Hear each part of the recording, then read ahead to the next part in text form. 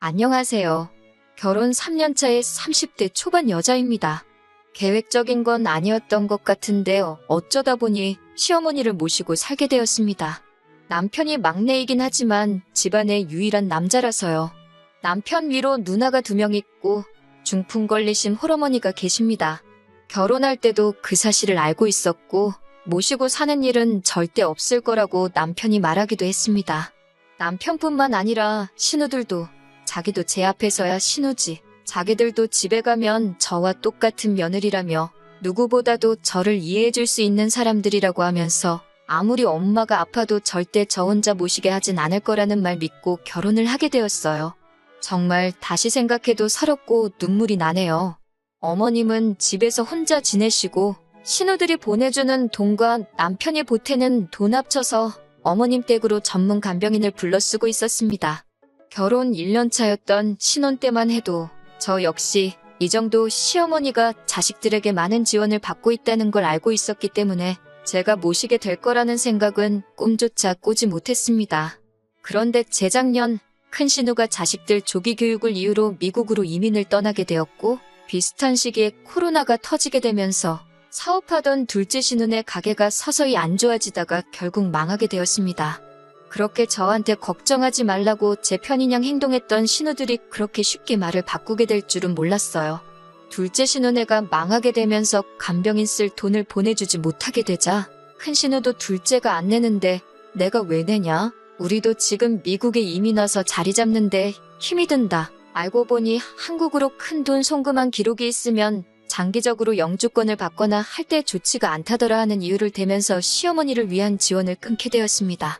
저는 결혼하자마자부터 전업주부를 하기로 해서 결혼 전에 다니고 있던 직장마저 그만둔 상황이었고요.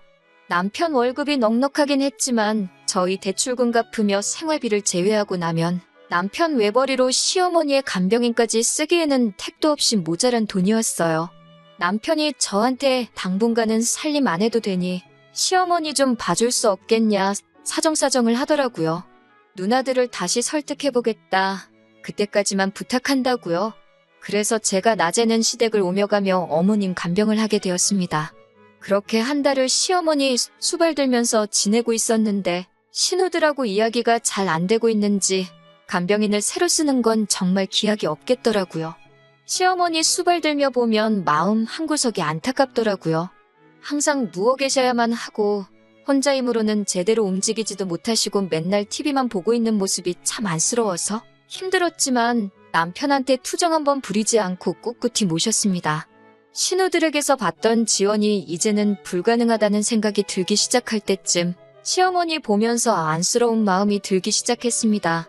그래도 내 남편 낳아주시고 키워주신 분이니까 하는 생각에 신우들 상황이 좋아질 때까지 제가 오며 가며 시어머니 봐드리는 게 아니라 우리 집으로 모시는 게 낫겠다는 생각이 들더군요. 남편이 정말 고맙다고 자기가 다른 건 몰라도 사람 하나는 제대로 봤다면서 자기가 아마 몰라도 전생에 나라를 구했나 보다 어쩌고 하면서 자화자찬을 하더라고요. 신우들한테는 어떻게든 지원금을 받아내겠다 몇 번을 다짐하듯 이야기했고 그렇게 벌써 2년이라는 시간이 지나버렸습니다.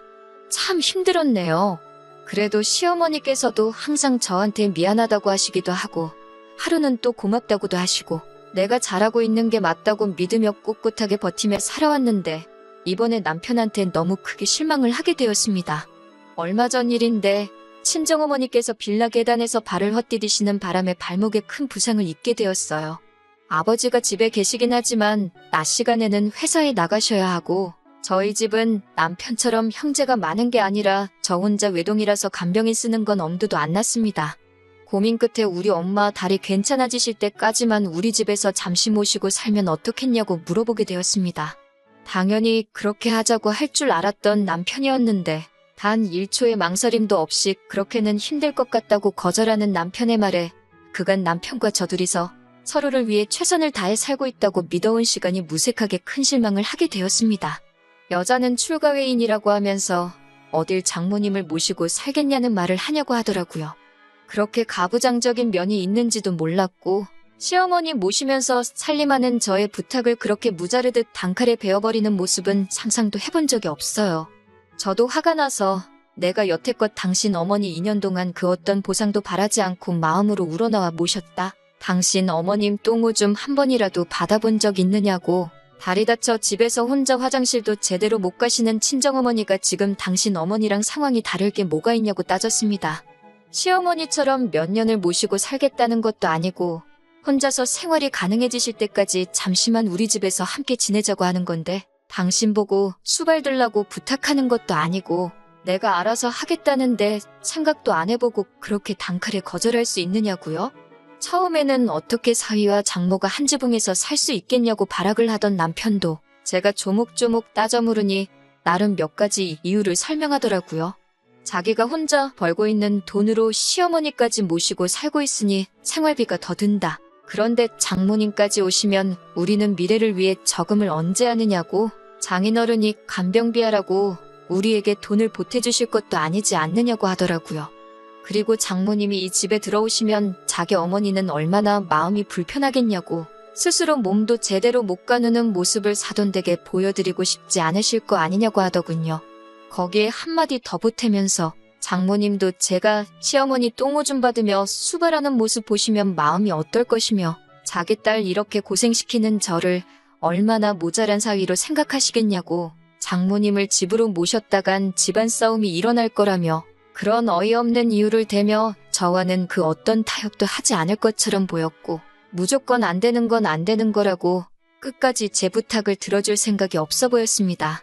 내가 당신 어머니를 다른 사람이라고 모신 줄 아냐?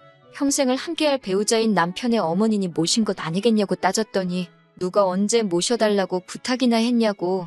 네가 우리 집에서 모신다고 데려와 놓고서는 이제 와서 그걸로 생색이냐며 화를 내더라고요. 한참을 싸우고 남편은 집구석에 못 싣겠다며 밖으로 나가버렸습니다.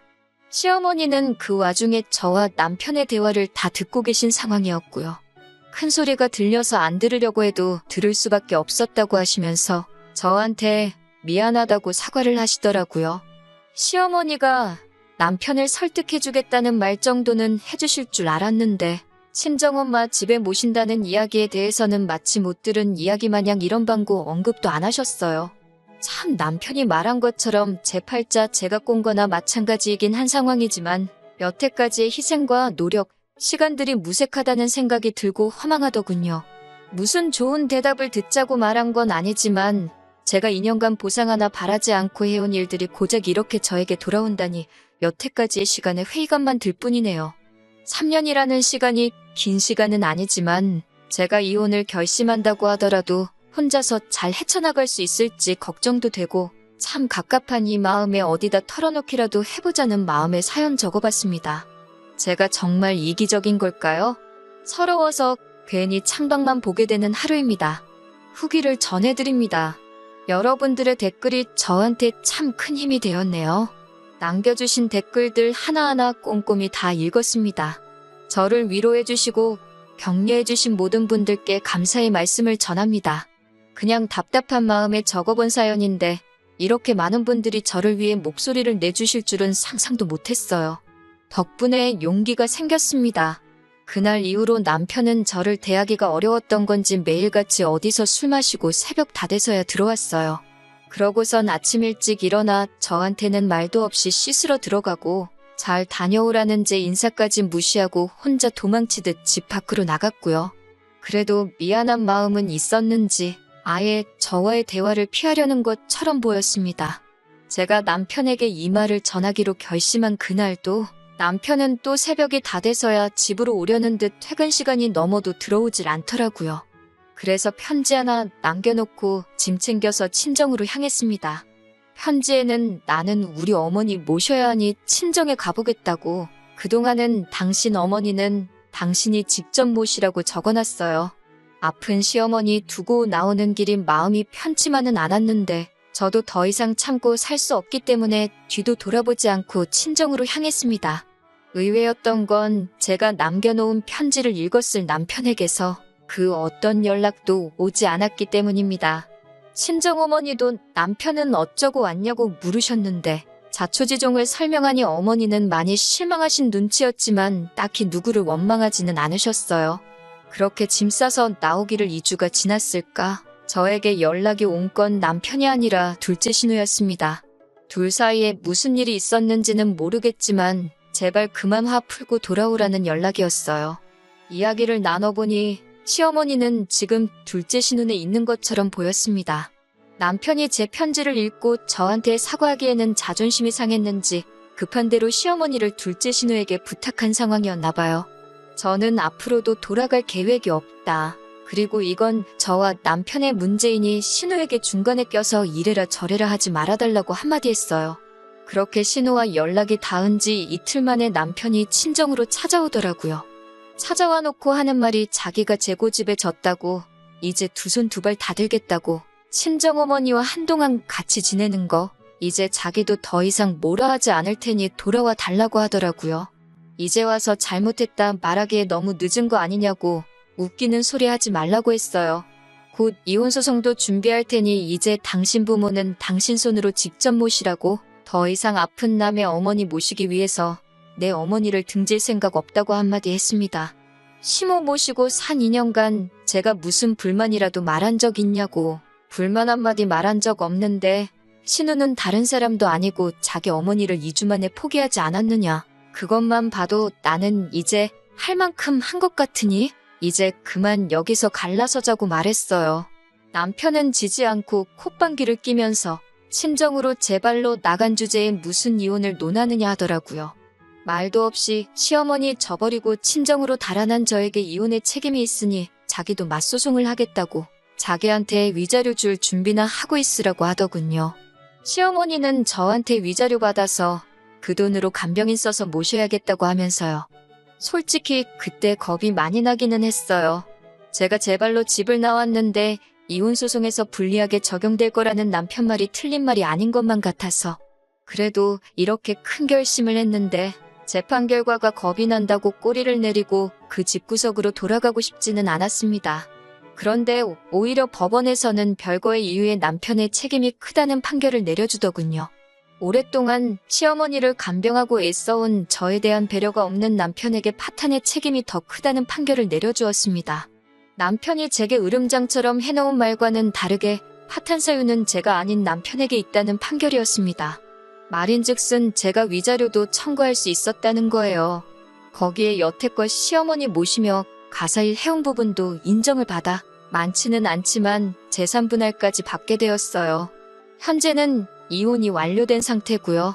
소송 이후에도 신우들에게 너무한 것 아니냐. 여태 우리 엄마 수발 들었는데 너는 정도 없냐는 말을 듣기는 했지만 저는 충분히 할 만큼 그 이상을 했다고.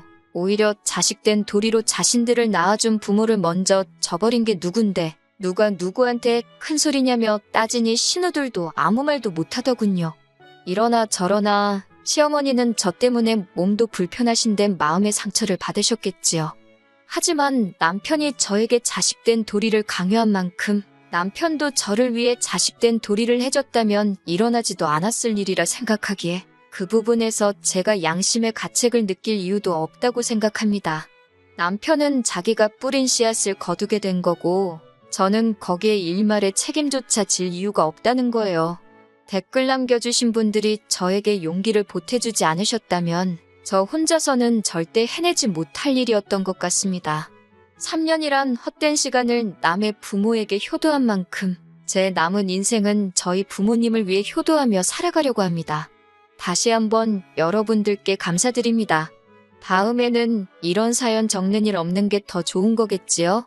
그렇게 될 거라 생각하고 이렇게 저는 이만 물러나도록 하겠습니다.